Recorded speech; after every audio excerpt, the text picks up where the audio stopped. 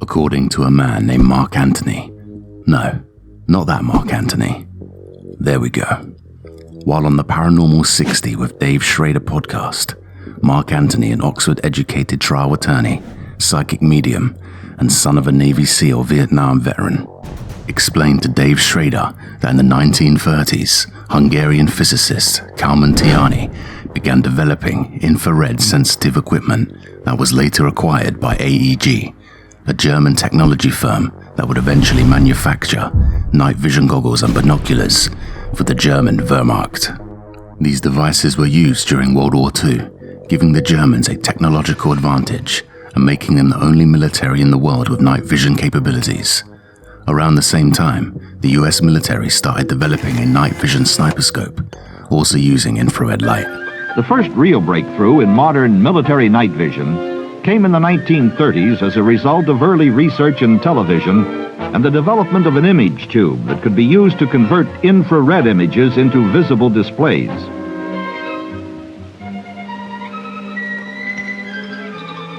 Recognizing the military significance of this invention, the Army began pursuing its own infrared research. By the end of the war, the US had surpassed Germany as the most technologically advanced military in the world. Night vision technology continued throughout the 20th century, and therefore Dicyanin dye was developed and placed on the photographic plates, enhancing sensitivity to light through the infrared spectrum. This discovery led scientists working on night vision technology to apply the dye to the lenses of night vision goggles, expanding the user's ability to see in darkness. These goggles utilized both red and infrared light. The word infra means below or beyond. What does this mean? Basically, the human eye can only perceive a narrow section of light on the electromagnetic spectrum. Infrared light cannot be seen as it is beyond the red wavelength, but it does emit heat. Every object gives off heat, even when cold. Infrared vision allows us to see this heat emitted from both hot and cold objects. There are two types of night vision goggles: thermal imaging and image enhancement goggles.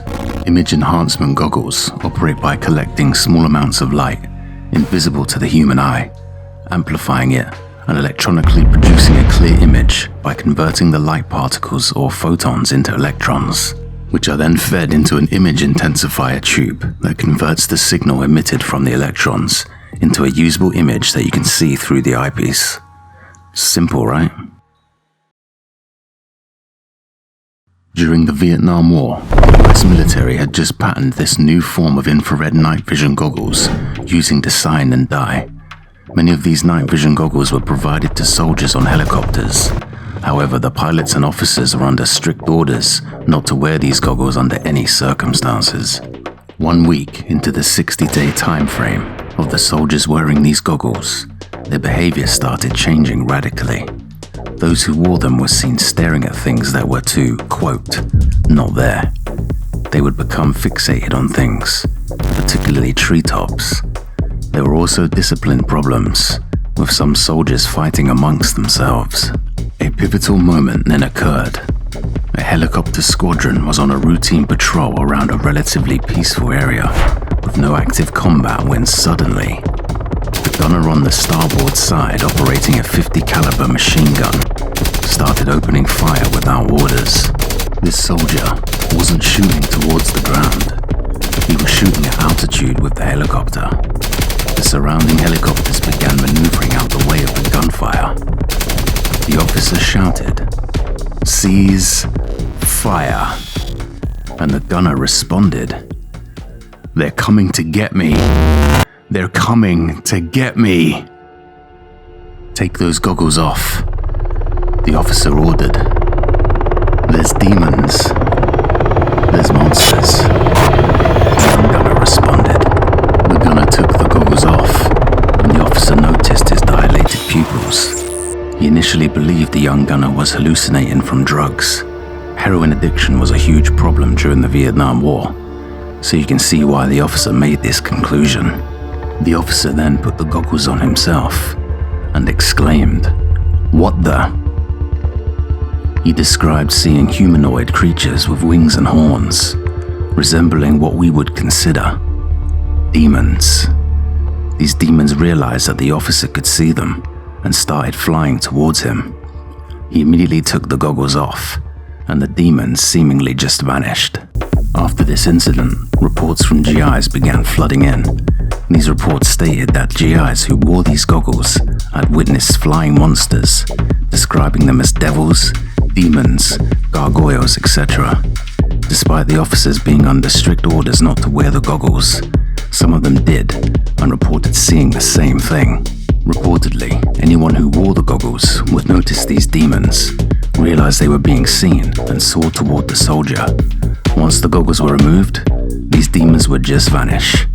Eventually, the US military ordered the confiscation of the goggles. The soldiers who wore the goggles were unstable for months after the experience.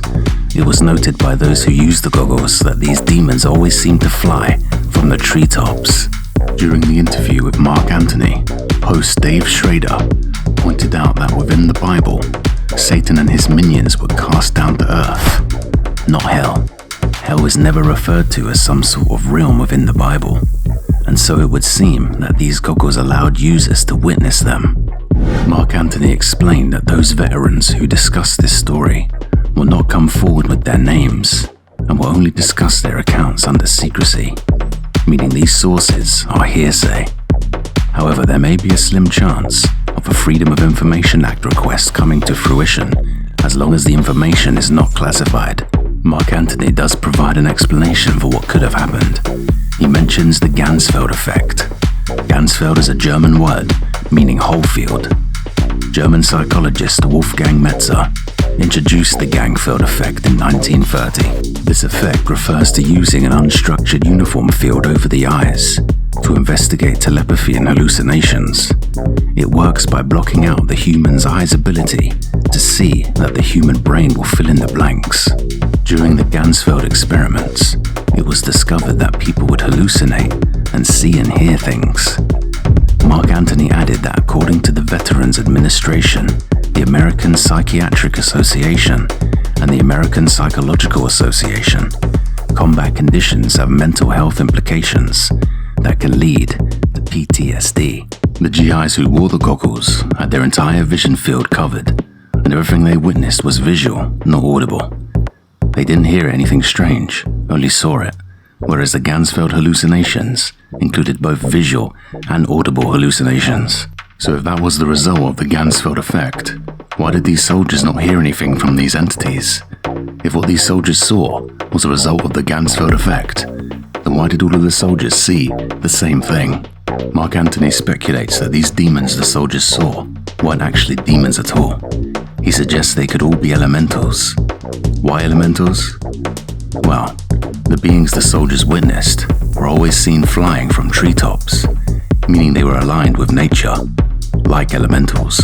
Elementals are beings one with nature, so it would be no surprise that they would spring from treetops. Elementals are known around the world, but under different names, such as pixie, elf, leprechaun, sprite, djinn, fairy, and most importantly, gargoyles. Gargoyle comes from the French word gargouille, which essentially means a sprout. So why are these gargoyles all around Europe? They are statues of monstrous beings designed to scare off bad spirits and demons. The entities known as gargoyles or elementals have appeared throughout our human history. Did these red night vision goggles allow us to see their true form? Throughout various cultures in Europe, they all seem to have these gargoyle-like nature spirits that are meant to scare off bad spirits. These goggles may have allowed the GIs visual access to them. Also, these so-called demons never attacked the soldiers, merely reacting to them as they realized they could be seen. If what the soldiers saw was in fact born from hallucination, then why did they all see the same thing? These soldiers were from different backgrounds, races, religions, and cultures, yet they all bore witness to the same entities sitting on the treetops, with no auditory hallucinations, which, as we discussed earlier, the Ganzfeld effect would include. The elemental entities or gargoyles never hurt the soldiers. In fact, we see them on or outside churches throughout Europe. Even the Greeks and the Egyptians put similar statues on their temples. Why? Simple. They were in place to scare off bad spirits. One of the traditions of Halloween is pumpkin carving. A practice that originates from the Celts, carving frightening faces on gourds to scare off evil spirits. Did the GIs have anything to be scared of? Was their fear purely based on the demonic appearance of the entities? It would seem so. So what are the origins of the Dicyanin dye that was used in the night vision goggles? In the 1910s, British medical electrician Walter John Kilner developed glass slides, or Kilner screens, aka aura goggles. These goggles allowed Kilner to see people's auras, an aura being an energy field that any power source emits. For example, humans emit energy such as heat and have an electromagnetic field. Kilner believed these aura goggles allowed users to see paranormal entities. However, since then, his findings on how red light therapy affects the mind have been proven. It was his dye, the cyanin dye that was used for the night vision goggles provided for the aforementioned soldiers in Vietnam. These goggles would then be replaced by the more well-known green night vision goggles. The human eye can see millions of shades of green. Therefore, these new goggles provided more detail. The soldiers began reporting sightings of UFOs during this time. It has been reported many times that green night vision goggles grant access to see UFOs or UAPs. In 2022, a green night vision image of a UAP/UFO was shown to US lawmakers, and top Pentagon official Ronald Moultrie stated that most, but not all, UAPs can be identified. So, what do you think? Do you think it's all nonsense? Or do you believe there's more out there than meets the eye? Who really knows? If you did enjoy this video, don't forget to show some love. And please like and subscribe. We really appreciate you all watching. And as always, I'll see you all in the next video.